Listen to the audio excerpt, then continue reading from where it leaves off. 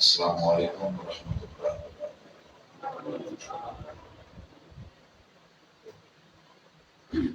نحمده ونصلي ونسلم على سيدنا ومولانا محمد رسول النبي الأمين الكريم الرؤوف الرحيم. أما بعد، أعوذ بالله من الشيطان الرجيم. بسم الله الرحمن الرحيم. إنا أعطيناك الكوثر. صدق الله العظيم. انتہائی واجب الاحترام لائق کے سب تعظیم و اکرام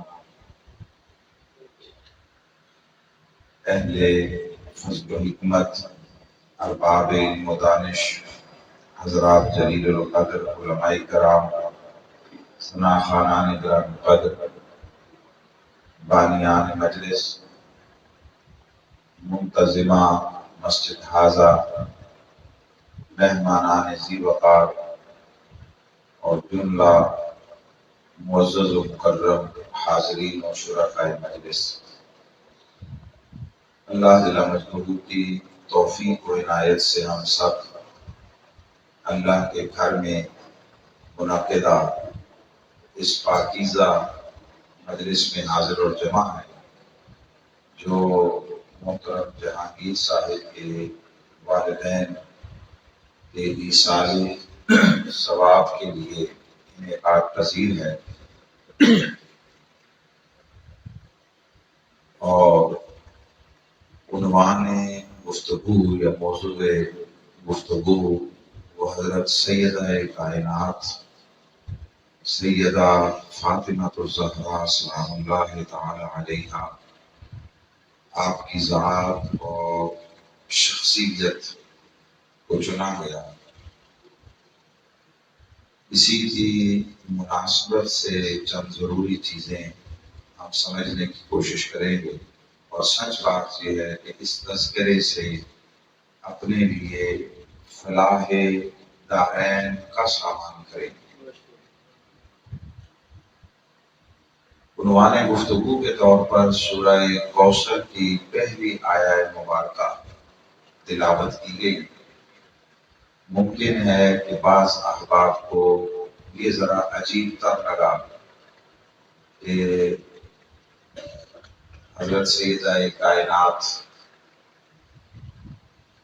کی ذات اور شخصیت پر گفتگو کے لیے اس مقام کا اور اس آیہ مبارکہ کا انتخاب کیا گیا، مگر دیکھیے قرآن مجید اللہ کا کلام ہے، نہ اس کی کوئی حد ہے نہ اس کے کلام کے معانی کی کوئی حد ہے۔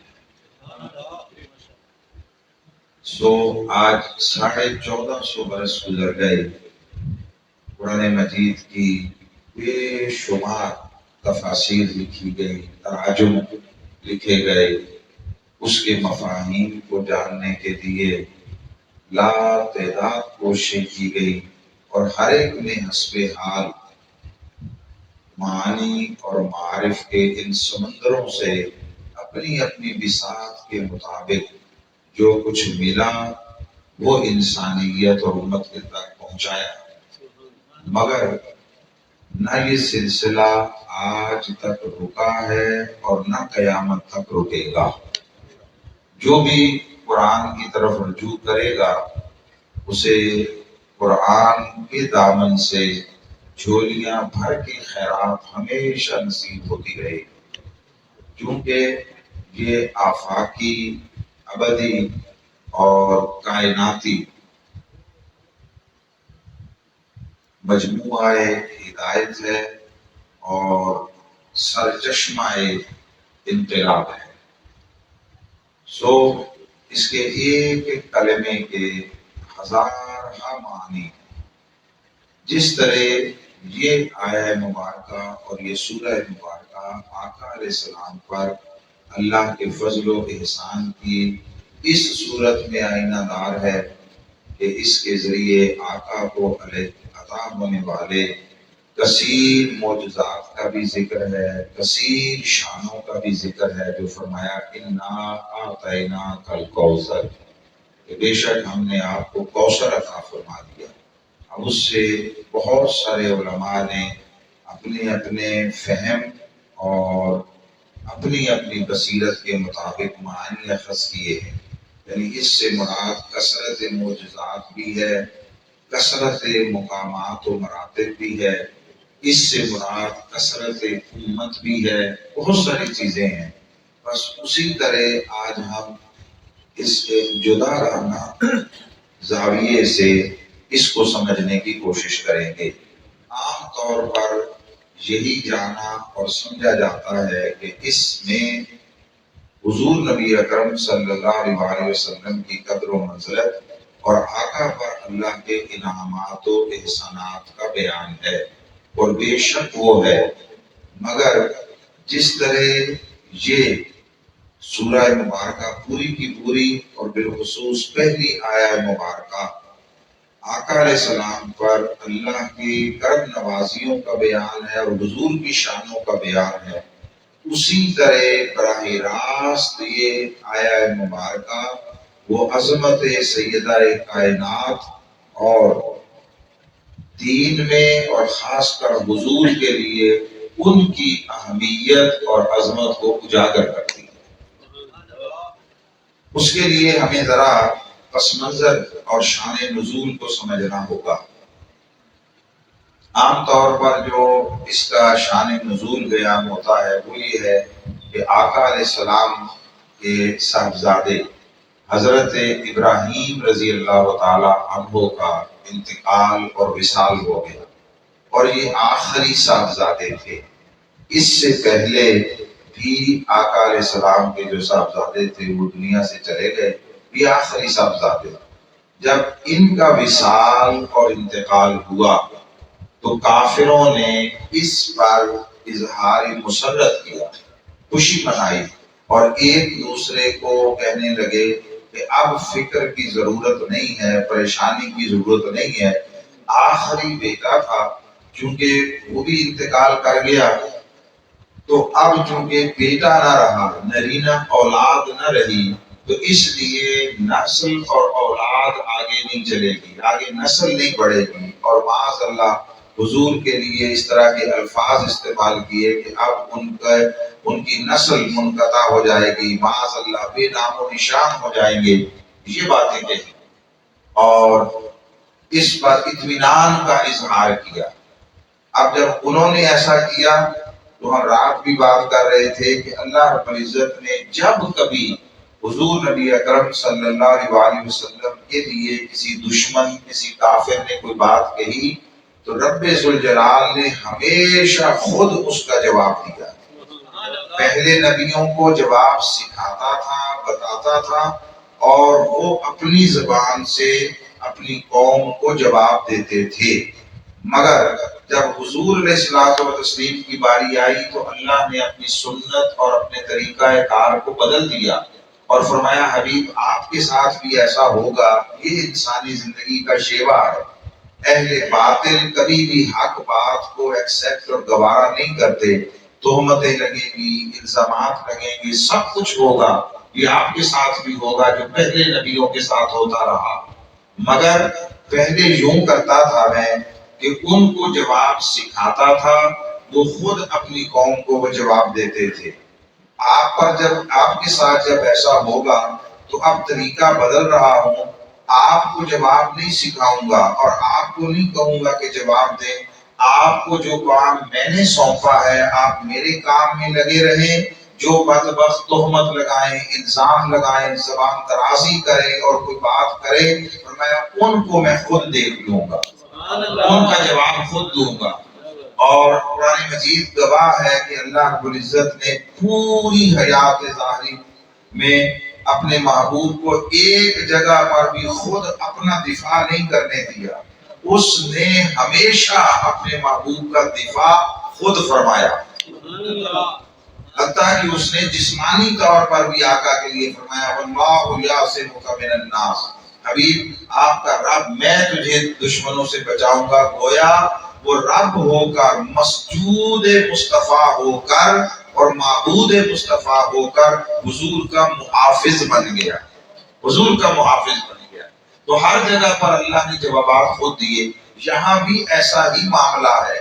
انہوں نے تانا دیا کہ اب چونکہ ان کی نرینہ اولاد نہ رہی، بیٹا نہ رہا جس سے آگے نسل چلنا ہوتی ہے، تو نسل معاذ اللہ منقطع ہو جائے گی، بے نام و نشاں ہو جائے گے۔ جب پیچھے کوئی وارث نہیں بچے گا، جو دین یہ آج لے کر آئے اور پہنچا رہے ہیں، اس دین کا پیچھے سنبھالنے والا نہیں ہوگا تو وہ دین بھی مٹ جائے گا۔ اس طرح کی باتیں کی اور اطمینان کا اظہار کیا۔ اس پر اللہ رب العزت نے کافروں کے اس طعنے کے رد میں اور اپنے محبوب کی دلجوئی کے لیے اور ان کی تردید کے لیے اور اپنے محبوب کی تقویت قلبی کے لیے سورہ کوثر اتاری۔ سورہ کوثر اب یہ اس کا عمومی شان نزول ہے جو بیان ہوتا ہے اور بہت ساری تفاسیر میں بھی لکھا ہوا ملتا ہے۔ یہ درست ہے، جتنا میں نے آپ تک پہنچایا اختصار کے ساتھ جو تفاسیر میں لکھا ہوا یہ درست ہے، مگر بس اتنی سی اس میں بات کہنا چاہوں گا کہ یہ جہاں سے بات شروع کی جاتی ہے بالعموم، وہاں سے نہیں شروع ہوئی تھی، اس سے کچھ پہلے شروع ہوئی تھی، کچھ پہلے۔ ہم بات شروع کرتے ہیں یہاں سے کہ حضور کے صاحبزادے حضرت ابراہیم کا وصال ہوا، یہاں سے شروع کرتے ہیں۔ بات اس سے کچھ پہلے شروع ہوئی تھی، اور وہ مقام یہ تھا کہ آقا علیہ السلام ایک دن اپنی گود میں ایک زانو پر حضرت ابراہیم کو اور دوسرے زانو پر حضرت امام حسین کو لے کر بیٹھے تھے۔ آقا کی گود میں دونوں طرف ایک شہزادہ، ایک طرف ایک شہزادہ تھا۔ اچانک آقا علیہ السلام کی چشمان مقدسہ میں آنسو آ گئے تو پوچھا گیا یا رسول اللہ آپ تو ان سے اظہار محبت فرما رہے ہیں، پھر آنکھوں میں آنسوؤں کی وجہ؟ فرمایا ابھی اللہ کی طرف سے پیغام آیا، فرشتہ لے کر آیا اور اس نے یہ کہا کہ اللہ رب العزت کا پیغام آپ کے لیے یہ ہے کہ آپ کی گود میں دو ہیں، ابراہیم بھی ہیں، حسین بھی ہیں۔ ہماری منشا یہ ہے کہ ایک رہے، دو میں سے ایک رہے۔ اب کس کو رکھنا ہے، کس کو لوٹانا ہے، یہ فیصلے کا حق آپ کو دیتے ہیں۔ جس کو چاہیں رکھ لیں، جس کو چاہیں لوٹا لیں۔ تو پوچھا گیا کہ یا رسول اللہ پھر آپ نے کیا فیصلہ کیا؟ تو آقا علیہ السلام نے فرمایا کہ میں نے فیصلہ کیا کہ میں حسین کو رکھتا ہوں، ابراہیم دیتا ہوں۔ کیوں؟ اس لیے کہ اگر ابراہیم دیتا ہوں تو ظاہر ہے اس سے مجھے دکھ پہنچے گا اور میری آنکھ اشکبار ہوگی، لیکن اگر حسین دیتا ہوں تو میں تو پھر بھی دکھی ہوں گا، ساتھ میری فاطمہ بھی دکھی ہوگی، اس کا دکھ مجھ سے گوارا نہیں۔ آقا علیہ السلام نے ابراہیم رضی اللہ تعالیٰ عنہ کو لوٹانے اور حضرت امام حسین رضی اللہ تعالیٰ عنہ کو رکھنے کا فیصلہ کیا۔ اس کے ایک ماہ کے بعد بخار کی وجہ سے بخار ذریعہ بنا، اس میں مبتلا ہوئے اور حضرت ابراہیم رضی اللہ تعالیٰ عنہ آپ دنیا سے رخصت ہو گئے۔ اب اس بات کو سمجھنا چاہیے کہ آقا علیہ السلام نے خود اپنی مرضی و اختیار سے جو اللہ نے عطا فرمایا تھا اس کو استعمال کرتے ہوئے ابراہیم لوٹایا اور حسین کو آقا علیہ السلام نے رکھا۔ اب اس کے بعد دنیا سے چلے جانے پر کافروں نے تانا دیا، اور تانا یہ ہے کہ اب نسل نہیں رہے گی، وہ منقطع ہو جائے گی، معاذ اللہ بے نام و نشان ہو جائیں گے، دین کا کوئی وارث نہیں ہوگا، سو دین بھی ختم ہو جائے گا۔ یہ ہے تانا۔ اب اس کا جواب آیا ہے سورہ کوثر کی شکل میں، تو اگر ہم اس کا صرف وہ سارے معانی برحق ہیں، میں نے پہلے کہا پھر عرض کر رہا ہوں، کثرت معجزات برحق ہے، کثرت شان و شوکت برحق ہے، کثرت امت برحق ہے، یہ ساری چیزیں درست ہیں، مگر دیکھنا یہ ہے کہ تانا دیا گیا ہے کہ اولاد نہیں رہی، تو نسل نہیں چلے گی، تانا نسل کے ختم ہو جانے کا ہے۔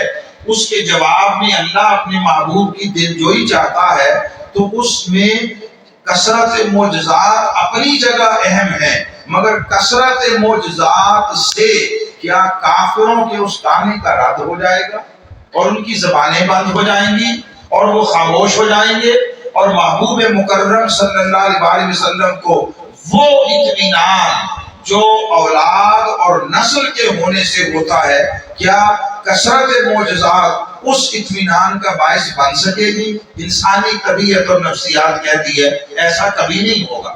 بعض لوگوں نے تو اس کا معنی سیدھا سیدھا کیا کہ آپ کو نہر کوثر عطا فرما دی، آپ کو حوض کوثر عطا کر دیا۔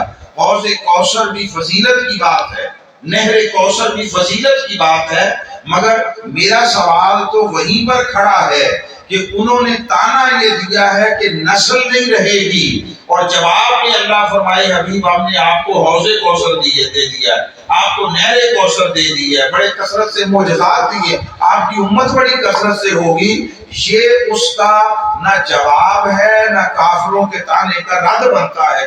وہ تانا تو اپنی جگہ کھڑا رہے گا، دل دکھی رہے گا، تو لازم ہے کہ کلام الہی میں کسی ایسی بات کا اظہار ہو کہ جس سے کافروں کے دیے گئے تانے کا رد ہو، ان کے منہ بند ہو، مصطفیٰ کی دلجوئی ہو، اور آقا علیہ السلام اور حضور کے صحابہ اور آقا کے ساتھی ان کا حوصلہ بلند ہو کہ جو کچھ کافروں نے کہا اللہ نے اس کا خاتمہ کر دیا اور مصطفیٰ کو اس تانے کے اثر سے بچا دیا جو کافروں نے دیا تھا۔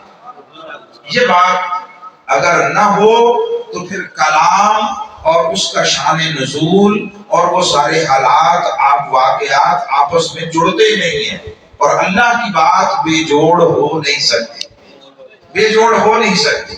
سو اب آئیے اس پوائنٹ آف ویو سے اس کو سمجھتے ہیں کہ انہوں نے کہا کہ ان کی نسل ختم ہو جائے گی۔ اللہ رب العزت نے فرمایا انا اعطیناک الکوثر۔ ابھی یہ کافر بے ایمان بدبخت جھوٹ بولتے ہیں، یہ کہتے ہیں تیری نسل ختم ہو جائے گی۔ ہم اعلان کر رہے ہیں کہ جتنی آپ کی نسل دنیا میں فروغ پائے گی کسی کی نسل اتنی نہ پھیلے۔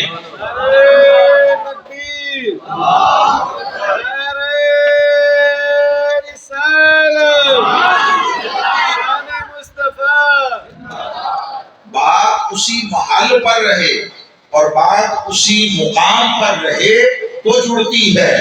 اب بات ایک الزام لگائے، بات کرے، اس کا محل اور مقام کوئی اور ہو، جواب اس کا کوئی اور ہو، تو اس سے بات میں ربط نہیں قائم ہوتا۔ میں مثال دیتا ہوں، مثلا کوئی شخص ہو، اس کا اکلوتا بیٹا ہو، اکلوتا بیٹا، اور وہ فوت ہو جائے، اور اللہ نے اس کو مال و دولت بے حساب دیا ہوا ہو، اس کے بہت سارے پلازے ہوں، اس کی بہت ساری گاڑیاں ہوں، ٹرانسپورٹ پوری چلتی ہو، اس کے بہت سارے کارخانے فیکٹریاں ہوں، جاگیریں زمینیں ہوں۔ اب اس کے پاس کوئی دلاسا دینے جائے، اکلوتا بیٹا تھا، فوت ہو گیا، اور اسے یہ کہے بھئی آپ کیوں پریشان ہوتی ہیں اگر بیٹا فوت ہو گیا، آپ کی تو ماشاءاللہ 10 فیکٹریاں ہیں، 10 فیکٹریاں، تو بولیے یہ جو دلاسا، یہ جو پرسہ ہے، یہ اس کے ساتھ جڑتا ہے؟ کیا وہ 10 فیکٹریاں مل کر بیٹے کا متبادل اور نعم البدل بنے گی؟ کسی کو جا کر کوئی کہے آپ کیوں پریشان ہے اگر بیٹا فوت ہو گیا، پھر کیا ہوا؟ آپ کے 50 مربع زمین نہیں ہے، آپ کیوں آنسو برساتے ہیں؟ آپ کی آنکھیں تو نامعلوم ہے، بیٹا فوت ہو گیا تو کیا ہوا؟ آپ کے 50 مربع زمین ہے۔ اس کا یہ کہنا اس کے بیٹے کے فوت ہو جانے کے دکھ کو کم نہیں کرے گا، بات آپس میں جڑتی نہیں ہے۔ ہم آپس میں بے جوڑ بات کرنا پسند نہیں کرتے۔ وہ رب جو ساری عقلیں عطا کرنے والا ہے، شعور اور خرد بانٹنے والا ہے، معاذ اللہ اس کی بات بے ربط، بے جوڑ اور بے ترتیب کیسے ہو سکتی ہے؟ سو اللہ رب العزت نے فرمایا ابھی یہ جھوٹ بولتے ہیں، یہ بے ایمان ہیں، یہ بدبخت ہیں، یہ کہتے ہیں کہ آپ کی نسل ختم ہو جائے گی۔ میں اعلان کرتا ہوں آپ کی نسل دنیا میں اتنی پھیلے گی کہ کسی کی نسل اتنی نہ پھیلی ہوگی۔ یہ کوثر کا معنی کثرت نسل اور کثرت اولاد کی طرف لے جا رہا ہوں، مگر سوال یہ ہے اب اپنی جگہ سوال یہ ٹھیک ہے، اب یہ دنیا عالم اسباب ہے، عالم اسباب، یہاں اسباب کے ذریعے کا نظام ہے، اس کے بغیر نہیں چلتا، یہ ساری کی ساری دنیا نظام الاسباب ہے، اس کو ہر شے کو اپنے لیے سبب چاہیے، اولاد اللہ ہی دیتا ہے مگر اس کے لیے ایک زوجین کا تعلق ہے، نکاح کا ایک ادارہ ہے، اس کے ذریعے وہ جو تعلق زوجین ہے وہ پیدائش نہ اولاد کا ذریعہ بنتا ہے، اس سے آگے نسل فروغ پاتی ہے، شفا اللہ ہی دیتا ہے مگر اس کے لیے اس نے دنیا میں امراض کے علاج کے لیے دوائیاں اور اس کا سارا ایک پورے کا پورا نظام بنایا ہوا ہے، شفا اللہ ہی دیتا ہے مگر آپ بیمار ہوتے ہیں تو آپ ڈاکٹر کے پاس چلے جاتے ہیں، حکیم طبیب کے پاس چلے جاتے ہیں، اس کو جا کے آپریشن تھیٹر میں لیٹ جاتے ہیں، آپریشن تھیٹر میں، اور اپنا جسم کسی کے حوالے کا دیتے ہیں، وہ جیسے مرضی اس کو کاٹے چیرے پھاڑے، آپ کیوں؟ اس لیے کہ آپ کو شفا چاہیے، تو شفا تو اللہ دینے والا ہے، یہ آپ ڈاکٹر کے پاس کیا کرنے جاتے ہیں اور اپنا جسم اس کے حوالے کیوں کر دیتے ہیں؟ گھروں کی خواتین ہوتی ہیں، وہاں ہر کوئی نہ ہر جگہ پر صرف خاتون ہی خاتون کا علاج نہیں کرتی، مرد ہوتے ہیں، غیر محرم ہوتے ہیں آپریشن تھیٹر میں، یہ سارا کچھ گوارا کر لیتے ہیں صحت کے لیے، حالانکہ صحت اللہ نے دے دی۔ آپ بچے ہو جاتے ہیں، آپ ان کو تعلیم دلوانا چاہتے ہیں تو آپ مدارس میں، اسکول، کالج، یونیورسٹی میں بھیجتے ہیں، کوئی پوچھے بابا علم کون دیتا ہے تو علم اللہ دیتا ہے، علم فقط اللہ دیتا ہے، اس نے نہیں فرمایا حضرت آدم کے لیے وَعَلَّمَ آدَمَ الْأَسْمَاءَ كُلَّهَا، ہر شے کا علم آدم کو اللہ نے دیا، وہ فرماتا ہے الرحمن علم القرآن، وہ جو خدائے رحمان ہے اس نے قرآن کی تعلیم دی ہے، علمہ شدید القویٰ، الغرض علم بھی اللہ دیتا ہے، شفا بھی اللہ دیتا ہے، اولاد بھی اللہ دیتا ہے مگر اس کے اسباب ہوتے ہیں نا، اسباب، بس جس طرح ہر شے کا سبب ہے۔ اب ہم نے دیکھنا ہے کہ اس نے کافروں کے طعنے کے جواب میں یہ کہا اِنَّا آتَيْنَاكَ الْكَوْثَرَ، اور ہم نے اس کا معنی کیا کہ حبیب آپ کی اولاد کثرت سے پھیلے گی، کسی کی اولاد اتنی نہیں پھیلے گی تو مولا وہ اولاد آئے گی کہاں سے؟ اس کے لیے بیٹا ہی تو چاہیے تھا، بیٹا رہا نہیں، اس نے فرمایا ہاں یہی تو بات ہے، میں نے اپنے مصطفیٰ کو ہر اعتبار سے بے مثال بنایا ہے، اچھوتا بنایا ہے، منفرد و ممتاز بنایا ہے، نہ کوئی مصطفیٰ جیسا نہ مصطفیٰ کسی جیسا، ہر ایک کی نسل بیٹوں سے چلتی ہے، مصطفیٰ کی بھی بیٹوں سے چلے تو دوسروں جیسا معاملہ ہوا، سو میں نے اپنے مصطفیٰ کی اولاد قیامت تک چلانے کے لیے یہ شان انفرادیت عطا کی کہ ہر ایک کی اولاد اور نسل بیٹوں سے چلے گی، مصطفیٰ کی نسل بیٹی فاطمہ سے چلے گی۔ نعرہ تکبیر، نعرہ رسالت، نعرہ حیدری، نعرہ غوثیہ۔ سو اب کوثر کا معنی درجہ تعبیر میں کوثر کا معنی کر رہا ہوں، فرمایا اِنَّا آتَيْنَاكَ الْكَوْثَرَ، حبیب آپ کیوں رنجیدہ خاطر ہوتے ہیں، آپ کیوں دل ان کے کافروں کے طعنے سے آپ کو دل چھوٹا کرنے کی ضرورت نہیں ہے اور اس پر افسردہ ہونے کی ضرورت نہیں ہے کہ آپ کی نسل مٹ جائے گی اور خدا نخواستہ دین کا وارث کوئی نہیں رہے گا۔ حبیب اِنَّا آتَيْنَاكَ الْكَوْثَرَ، ہم نے آپ کو فاطمہ جو عطا کی۔ کوثر کا مرادی معنی درجہ تعویل میں، درجہ تعبیر میں کر رہا ہوں، اِنَّا آتَيْنَاكَ الْكَوْثَرَ، حبیب ہم نے آپ کو کوثر عطا کی ہے بشکل فاطمہ، بشکل وجود فاطمہ، حبیب تیری اس بیٹی اور اس صاحبزادی اس کے وجود کو تیری نسل کے فروغ کے لیے چن لیا ہے اور یہ اتنی پھیلے گی کہ دنیا کا کوئی خطہ ایسا نہ رہے گا جہاں تیری اولاد نہ ہو، تیری نسل نہ ہوگی۔ اب اس کے لیے یہ بات بھی سمجھنا ضروری ہے کہ پھر اس کے لیے کوئی جوڑ بھی چاہیے، اس کے لیے جوڑ بھی چاہیے، اور وہ جوڑ ایسا ہو، یہ بات سمجھنے والی ہے کہ وہ خالی داماد نہ بنے۔ داماد سب کے ہوتے ہیں، داماد بیٹوں جیسا ہی ہوتا ہے، مگر جو فاطمہ کا جوڑ بنے اس میں کچھ ممتاز خصوصیات ہونی چاہیے، کچھ اعلیٰ خوبیاں ہونی چاہیے، اس کے کچھ امتیازی اوصاف ہونے چاہیے جو دنیا میں اور کسی میں نہ ہو، دنیا میں کسی میں نہ ہو۔ یہ بات سمجھنے والی، وہ مصطفیٰ کی بیٹی کا زوج بنے گا، اس کا شوہر بنے گا، اس کے لیے لازم ہے کہ وہ ان فضیلتوں کا حامل ہو کہ جیسی فضیلتیں کائنات انسانی میں اولین سے آخرین تک کسی میں نہ پائی جا، وہ ایسا منفرد ہو، وہ ایسا بے مثال ہو۔ نکاح کے لیے ایک چیز جو مد نظر رکھی جاتی ہے وہ ہوتا ہے کفو، برابری، یعنی زوجین میں، شوہر بیوی میں درجہ بندی کے اعتبار سے برابری، ایک دوسرے کے لیے کوئی تانا نہ بنے، اور یہ ہے اچھا جوڑ، اچھا اور اعلیٰ جوڑ یہ ہوتا ہے کہ خاوند بلند درجہ ہو، خاوند اونچے درجے کا ہو تاکہ بیوی اس پر فخر کرے۔ آج بھی پوری دنیا میں ایسا ہے، حتیٰ کہ جو نان اسلامک کنٹریز ہے وہاں تو خاص کر زیادہ ہے، بیویاں، عورتیں اپنے شوہر کے نام سے پہچانی جاتی ہیں، مسز فلاں، بیگم فلاں۔ کیوں؟ اس لیے کہ شوہر اونچے درجے کا ہوتا ہے، اونچے درجے کا۔ اب حضور کی بیٹی کے لیے اور آقا کی نسل کو آگے چلانے کے لیے جو فاطمہ کا زوج چاہیے، اس میں دو خصوصیات ہونا تو لازم ہے، ورنہ جوڑ نہیں بنے گا۔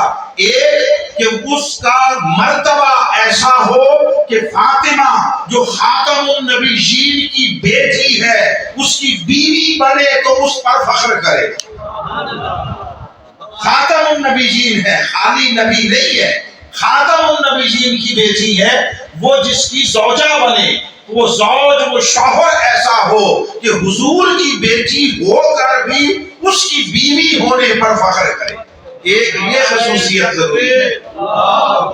نعرہ رسالت، نعرہ تحقیق، نعرہ حیدری، حیدر حیدر حیدر حیدر حیدر حیدر حیدر حیدر، تاجدار ختم نبوت، تاجدار ختم نبوت، لبیک لبیک لبیک یا رسول اللہ، لبیک لبیک لبیک یا رسول اللہ۔ اب ایک خصوصیت یہ کہ اس کا اپنا درجہ شخصی فضیلت میں ایسا ہو کہ جس پر نکاح کے بعد سیدہ کائنات فخر کرے کہ وہ میرا شوہر ہے، اپنی فضیلت ایسی ہو۔ دوسرا، اس کا حضور کے ساتھ ایسا تعلق ہو کہ اسے ذات مصطفیٰ سے الگ نہ کیا جا سکے کہ وہ نسل مصطفیٰ کی دنیا میں آنے کا ذریعہ بننے والا، وہ محض حضور کا داماد نہ ہو، وہ محض فاطمہ کا شوہر نہ ہو، اس کا حضور کے ساتھ بھی ذاتی تعلق ایسا ہو کہ ذات مصطفیٰ سے اس کو الگ نہ کیا جا سکے، اسے جس طرح جس اینگل سے دیکھیں وہ ذات مصطفیٰ کی قربت کا حامل ہو، اور مصطفیٰ کو اس سے اور اسے مصطفیٰ سے جدا نہ کیا جا سکے۔ یہ دو خصوصیات کا ہونا لازم ہے، تب وہ جو آگے وجود فاطمہ سے اولاد ہوگی تب وہ نسل مصطفیٰ کہلائے گی۔ ادروائز نہیں، خالی داماد ہونے سے نہیں، خالی اعزازی بات نہیں ہے، خالی تکریم کی بات نہیں ہے، اس کے لیے اسباب کی دنیا میں ایسے جوڑ ہو جسے کوئی رد نہ کر سکے۔ اب اس کے لیے ہم دیکھتے ہیں کہ تاریخ انسانی کا یہ منفرد واقعہ ہے کہ دیوار کعبہ پھٹی، خاتون لڑ گئی، اور جب واپس باہر آئی تو اس کے ہاتھوں میں بچہ تھا۔ یہ دروازے سے نہیں گئی تھی دروازہ کھول کر، دیوار شق ہوئی تھی، تو جس کے لیے اللہ نے اپنے گھر کی دیوار کو شق کر کے اس خاتون کو اندر جانے کا موقع فراہم کیا، اور جب واپس پلٹ کر آئی تو اس کے ہاتھ میں بچہ تھا۔ اس کا معنی یہ ہے، یہ اہتمام من جانب اللہ تھا، یہ اللہ کے گھر سے تھا۔ اور اس پر استاذی المکرم حضور شیخ الاسلام فرماتے ہیں کہ میں بڑا وقت اس پر غور کرتا رہا کہ کعبے میں اس ولادت کا جو ہے وہ مقصود کیا تھا۔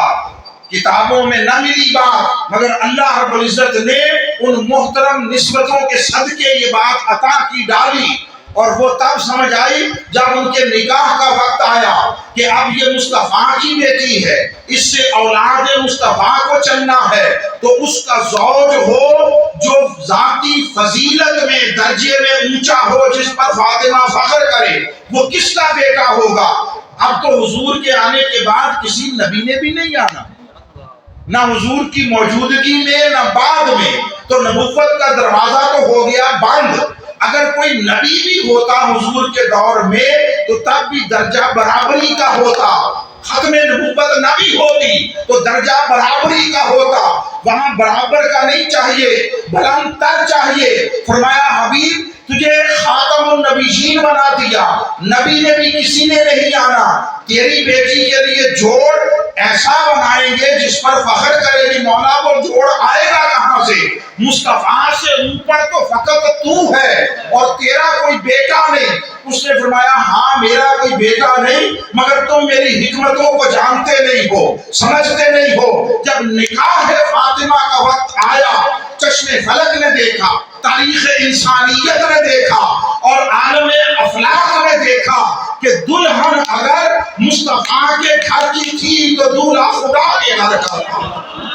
فرمایا میرا بیٹا نہیں ہے مگر دولہا میرے گھر سے آئے گا۔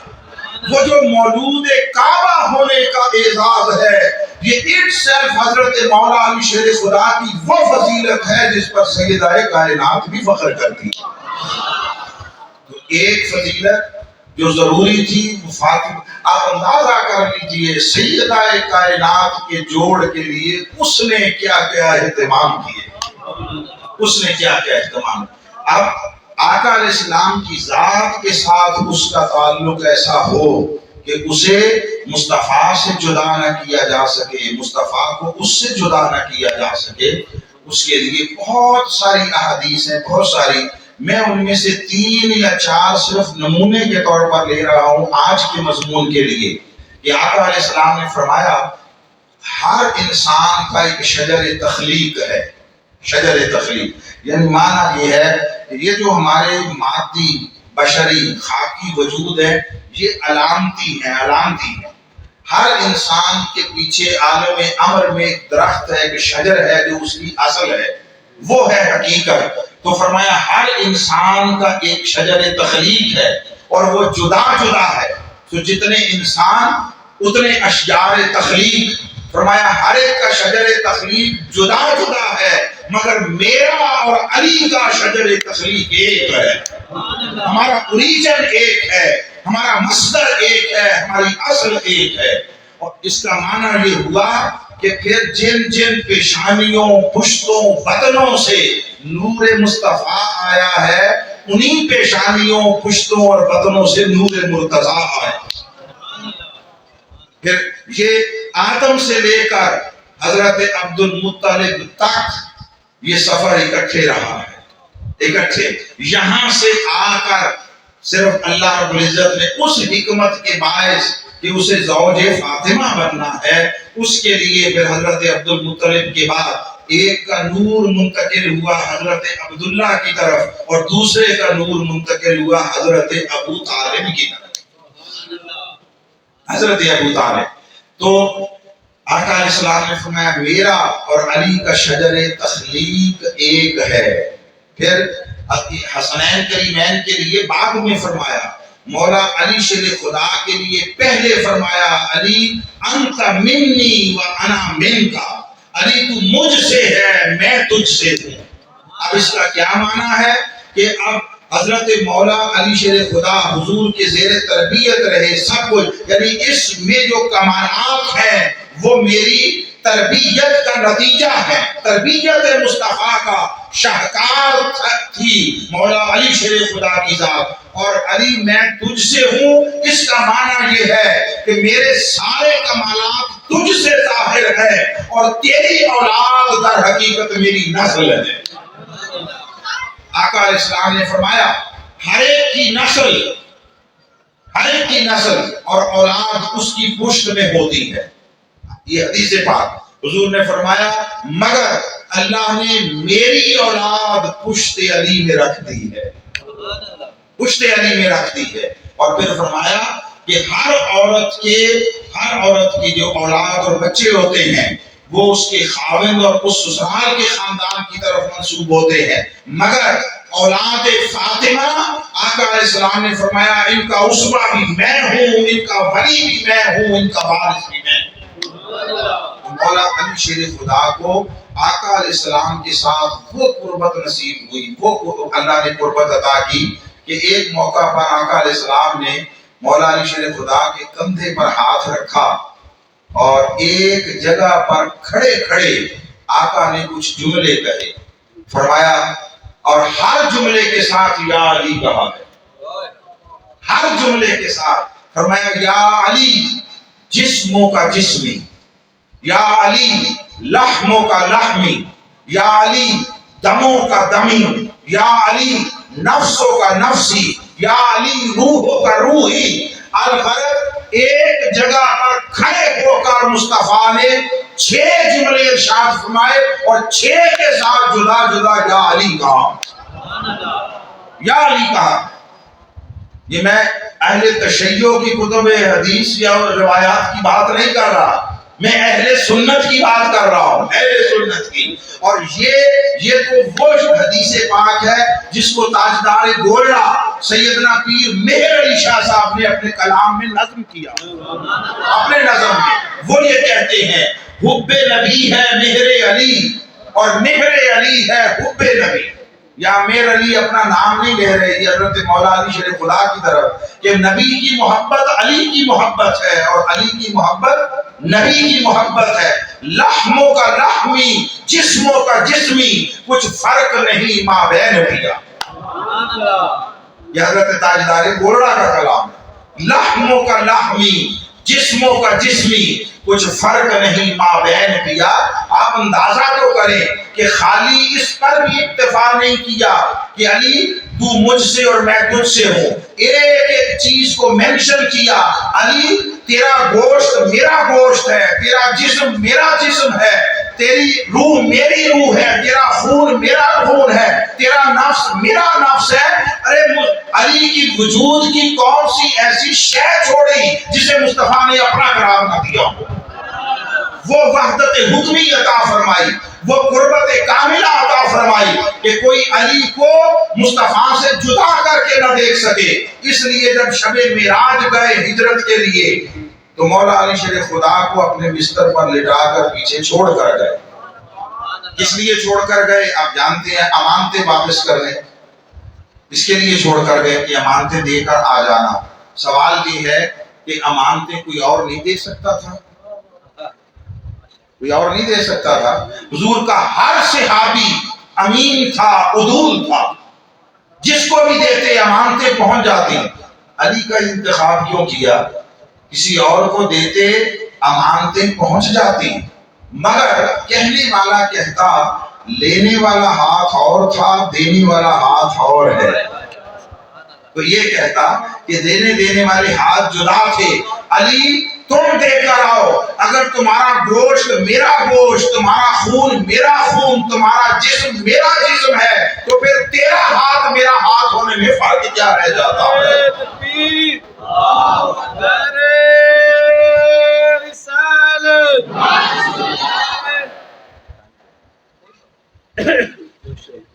تو آقا علیہ السلام نے مولا علی شیر خدا کو اپنے ساتھ وہ قربت عطا فرمائی کہ اسے عین یک دیگر بنا دیا، تاکہ جب وہ حضرت سیدہ کائنات ان کی زندگی کا وہ رشتہ زوجیت قائم ہو تو وجود علی اس طرف مصطفیٰ کی قربت کا حامل ہو اور اس طرف ذاتی اس فضیلت کا حامل ہو کہ فاطمہ جس اینگل سے بھی دیکھے علی کی زوجہ ہونے پر فخر کرے۔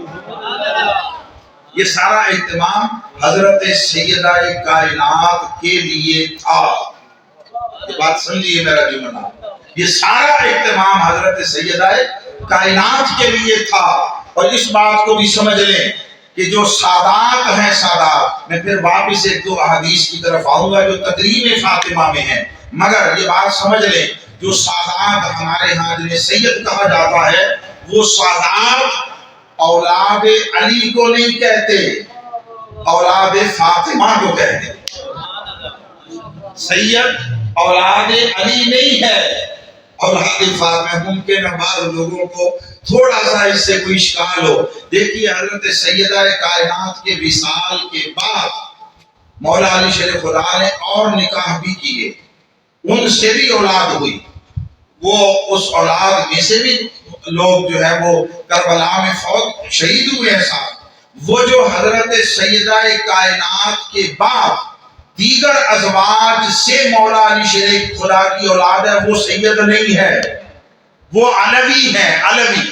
ان میں سے بعض پھر جو ہیں وہ آوان ہیں اس تاریخی واقعے کے تناظر میں، مگر سادات فقط وہ ہیں جو اولاد فاطمہ ہیں، بس آئے بذریعہ علی المرتضی۔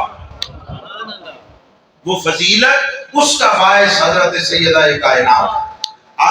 آپ نے وہ سنا کہ جب حضرت سیدہ کائنات آتی، حضور علیہ الصلوۃ والتسلیم کھڑے ہو جاتے، استقبال کرتے، جس کے لیے وہ محبوب رب کائنات کھڑا ہو کر بیٹی ہونے کے باوجود استقبال کرے تو اس کا سبب فقط یہ نہیں ہے کہ وہ بیٹی تھی، یہ سبب صرف نہیں ہے، اس کا سبب یہ تھا کہ وجود فاطمہ وہ مبارک ہستی ہے جس کے ذریعے اللہ نے نسل مصطفیٰ کو آگے چلانے کا انتخاب کیا۔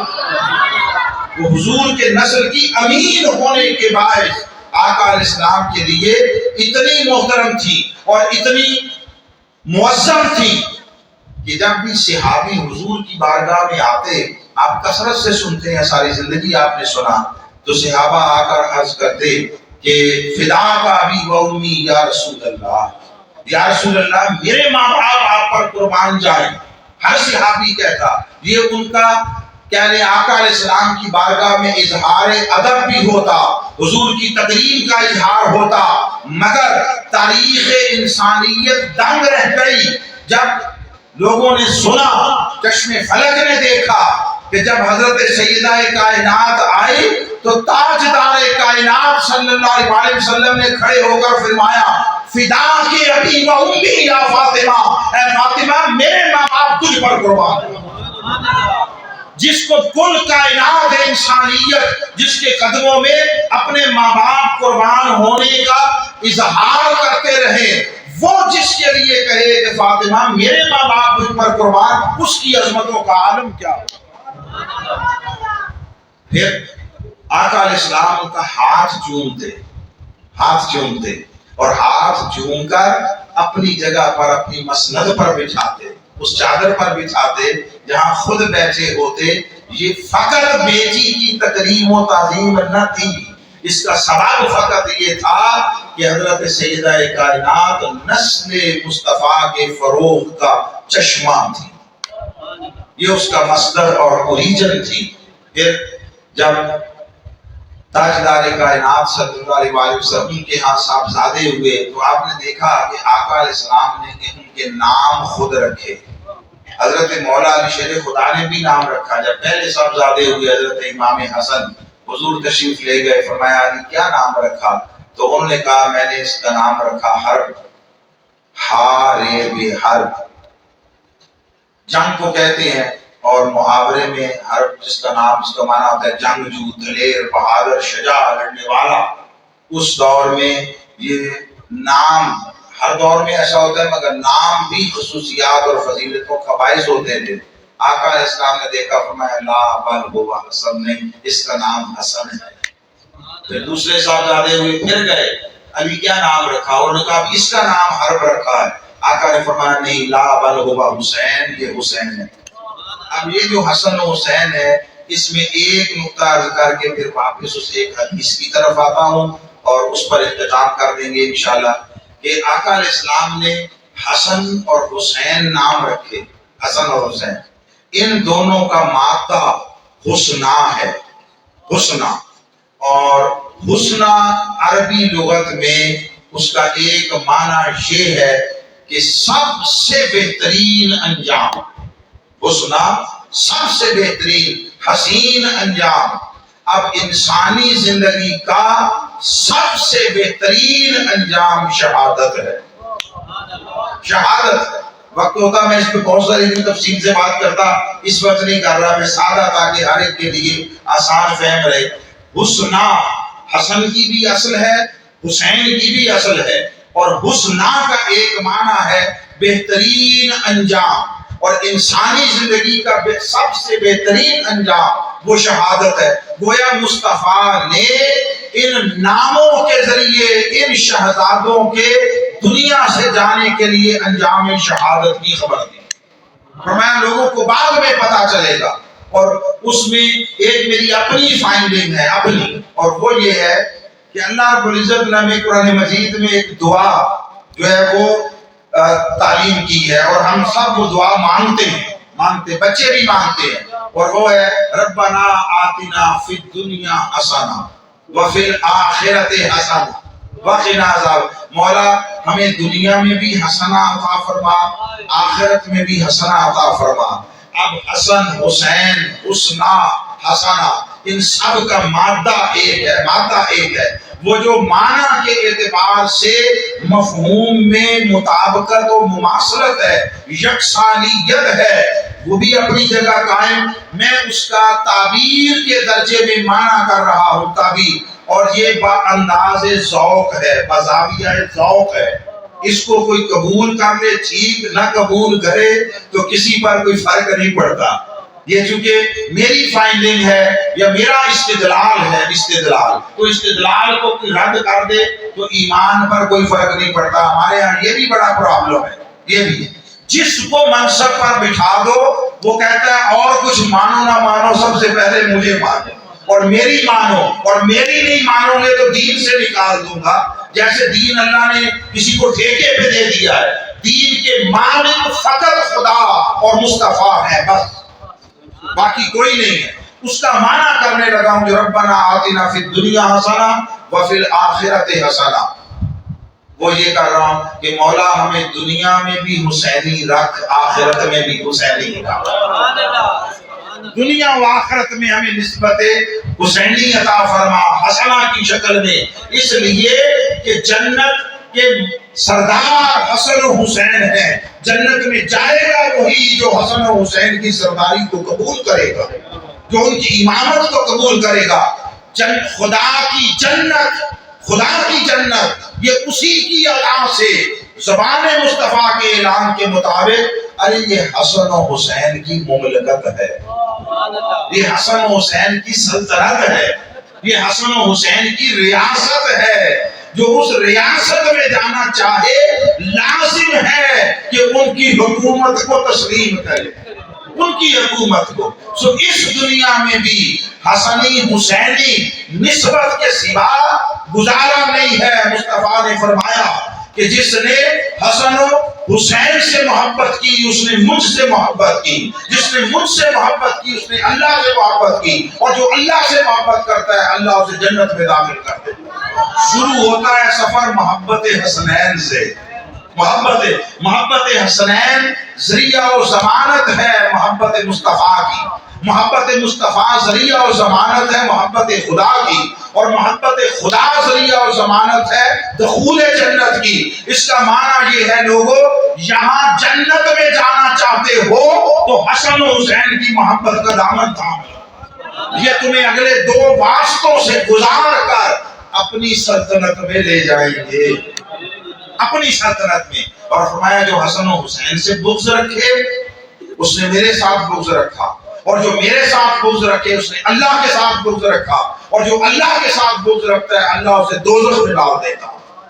میں تو سادہ سی بات سمجھتا ہوں، دنیا کی تو چلو جیسے تیسے گزر جائے گی، آخرت کی ابدی دائمی اور ایور لاسٹنگ جو زندگی ہے، لوگوں اس کی فکر کرو، اور اس کی فکر کرتے ہو تو حسن و حسین کو اور ان کی ماں کو اور ان کے والد کو، ان کو اپنی زندگی کے امام اور رہنما بناؤ۔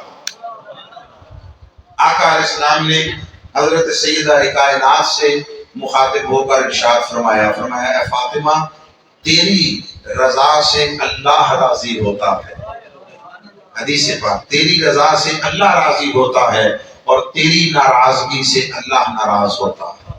سو آئیے ہم ان محترم ہستیوں اور ان مقدس وجودوں کے ساتھ عقیدتوں، محبتوں اور تعظیم کا تعلق جوڑیں، تاکہ دنیا بھی اچھی رہے، دنیا سے جاتے ہوئے انجام اچھا رہے، قبر قیامت اچھی رہے، اور بالآخر اللہ رب العزت ان نسبتوں کے صدقے ہمیں اپنی جنت میں داخل فرما دے۔ جنت اس کی ہے، ملکیت اس نے حسن و حسین کی بنا۔